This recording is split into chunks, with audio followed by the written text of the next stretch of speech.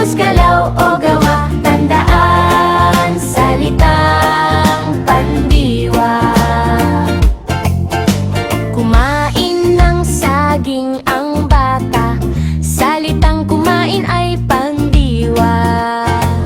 Pandiwa ay isang salita, pakita'y kilos, galaw o gawa. Tandaan, salitang pandiwa.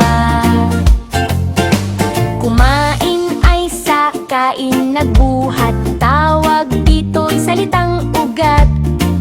Sa gitna, panlapi ang tawag. Pandiwa ay isang salita, pakita'y kilos, galaw o gawa. Tandaan, salitang pandiwa.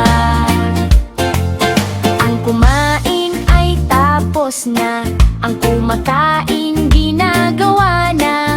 Kung kakain, gagawin pa.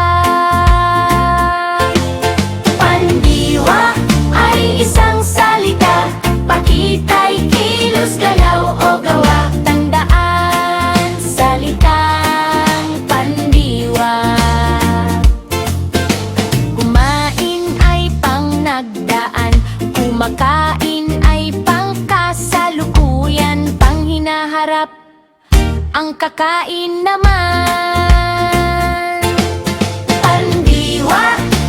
Isang salita, pakita'y kilos, galaw o gawa.